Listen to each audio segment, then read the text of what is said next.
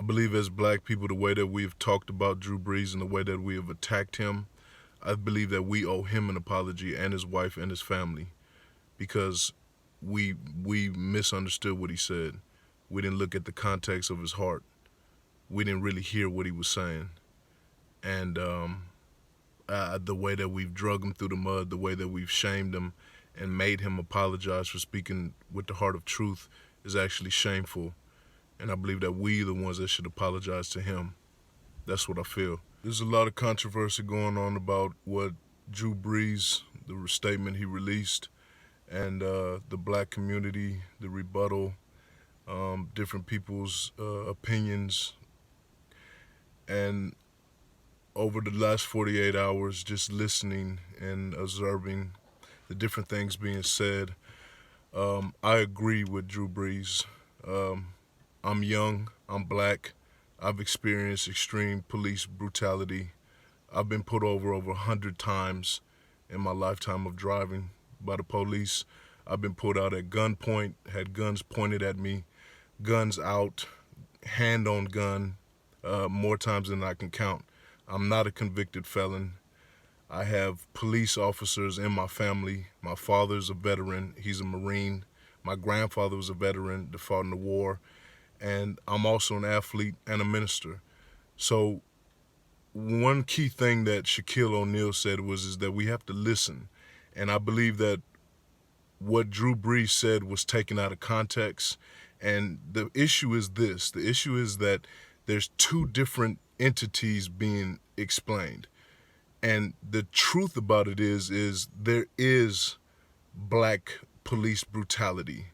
That does exist. Racism does exist. But at the same time, the American flag is a representation of honor and respect for those that have given their lives in this country. Now, if anybody has anything to say, if anybody has a reason to be upset about being mistreated by the police, I fit in that category very well. And I have friends that have been killed by the police. I have friends that have been shot by the police unarmed, two specifically. So I feel this pain, I feel this frustration, and I have for many years. But never, ever will I take a knee when it's time for the salute of the American flag. See, what happened is when Colin Kaepernick took a knee, this is the problem. What he's saying and what's being stated is right and is correct, but it's the wrong platform that's being used.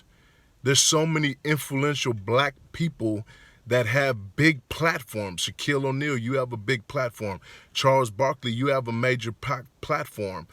Kenny the Jet, you were speaking about how you were highly offended about what Drew Brees said. But the thing that just puts me in awe is there's so many people that when they begin to talk about Drew Brees, the first words they're saying is integrity. The other words are saying honorable, character, trustworthy, all these different things. So if the man is all of that, then we have to really look at the heart of what he said. The words that he used was unity. He said that in his original statement.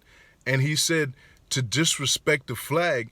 And when you take a knee, this is a young black man, experienced extreme police brutality. And I would never take a knee because it is a disrespectful sign to the flag.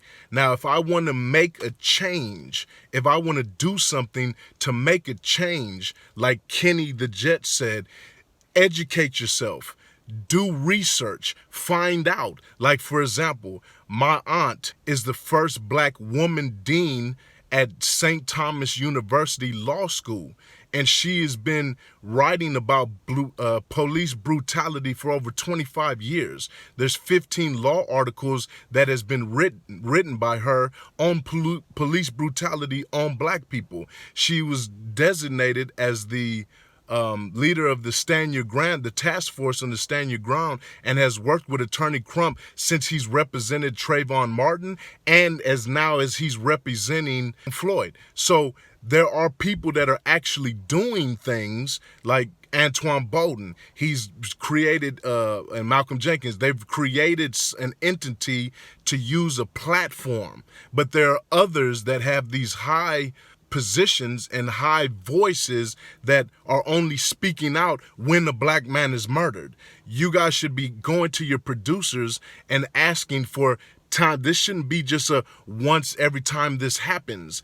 This should be an ongoing thing. Charles Barkley, Shaq, Marcellus Wiley, Reggie Bush. You guys are on there speaking all the time. You guys should be going to your producers and creating a segment to where this can be projected and educated, and this can be exposed on the everyday basis. Now, I know what I'm saying may seem extreme, but this is what it's going to take. It's not going to take just blasting one man that spoke the truth, because there's two different entities being represented and they're intertwined, but they're not. They're separate. So use the platforms that can be used to make the statements and the realities and the exposures of what's going on in today's society, and has been going on. This is nothing new. We all know that. But there are more influential blacks that can use their platforms on a regular basis, and this shouldn't be such a magnificent thing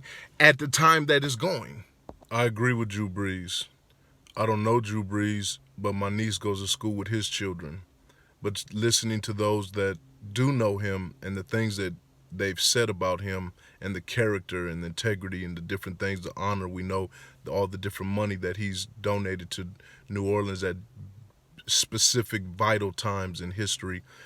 The thing is this, is that we didn't really pay attention as blacks. We didn't really pay attention to what he said and the heart of where it came from. He actually said in his statement that he is with us. He actually said, he acknowledged the problems in our country, and he actually said that unity and that we have to work together to change that. He also said we have a long way to go. So he's not ignorant to the fact of what's going on. He's not unaware. He's saying, I'm with you. He's saying, I want to help. He's saying, with my lifestyle, I've proven that I want to help. But he's also saying, I'm not going to disrespect the flag or my grandfather's memory, just as I feel the same way. I'm not going to disrespect my grandfather's memory, and I'm not going to disrespect my father's service, even though I've been abused by the police. I'm not going to disrespect my two cousins. One is a police chief, precinct commander, and both haven't been in law enforcement for over 30 years each. I'm not going to disrespect their service, what they do every single day, putting their lives on the line, just because I've been abused by ignorant people that are in the same field. There's ignorant people in every field of life, but it takes a mature mindset. It takes an understanding to be able to siphon through these things and be able to categorize them. And when you categorize them, when you understand that taking a knee is a disrespectful sign to the flag, that's the bottom line. That doesn't change the fact that we have to go out here and do something and create entities, and more influential black people have to speak up on the regular basis with the platforms that they've been provided and blessed by. And I've spoken about that already. So there are many changes that have to be made, but there are understandings and understanding the people that we have that are on our side. Drew Brees is on our side. Drew Brees is a man of God. Drew Brees believes in equality. He's shown that. He's a team player. He's proven that. He's put his money in it. He's put his heart in it. He's put his mouth in it. He's put his actions in it. So we as black people, especially those that are black and have been his friend for so many years, Marcellus Wiley, you went to his wedding. You have to keep it 100 and say, you know what? I do know this man, and I do know what he said was not a mistake. What he said was not a mistake. Drew Brees, you should not have apologized, because what you said was accurate. What you said was from your heart, and what you said was from the spirit of truth. So anytime you say something from the spirit of truth, you should never apologize because of attack. You should never apologize because of onslaught. Because you've already been proven in the society that we have right now. That's what people are doing. They're trying to dismantle credible people. They're trying to twist and change things and make it fit to how they feel. And that's not accurate. We pray that we all get through this. We continue to make strives, to make change, but without God, we're not going to be able to do it. That's just the facts. God bless everybody, and we love you all.